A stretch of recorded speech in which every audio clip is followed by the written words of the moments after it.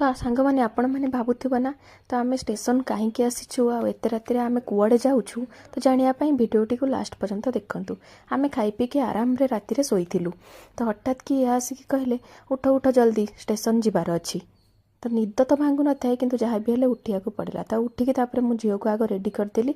Already से time 1:30 है तो आम तापर समस्ते रेडी हो जाइलु आ समस्ते रेडी होकी चलु स्टेशन पे। आम गाड़ी भी आसिक तले लगी जाइला तो गाड़ी में बसिकी आम चलु आ कि समय पर आम भी जाइए स्टेशन में पहुँची गलु। स्टेशन में पहुँची सारापर सीधा चलु टिकेट काटापी आ टिकेट काउंटर ये लाइन में ठिया होकर टिकेट नहीं आसले ता भितर आम प्लाटफर्म भितर को एंट्री कलु। स्टेशन पहुँचला बेलू ट्रेन आसी न था तो आम से बसिकी किसी समय अपेक्षा कलु जे केतेबेले ट्रेन आसो आ भितर ट्रेन भी आसी जाइथिला।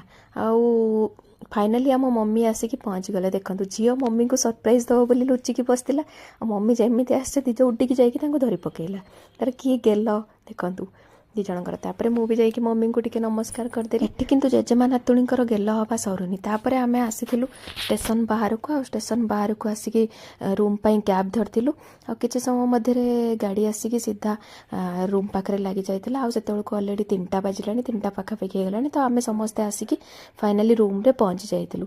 हाँ आज्ञा आम कुआडे जाऊ नथुलु आम जाइतिलु मम्मी को स्टेशन आनिया पाई। मम्मी जेहेतु ओडिसा रु आसिले तो आम सेति मम्मी को रिसीव करिया को स्टेशन जाइतिलु। देखंतु आसु आसु बापा झीलकर बैग खोलिबा आरंभ हो गलानी। बैग रे कौन अच्छी कौन ना दी जनकर देखंतु।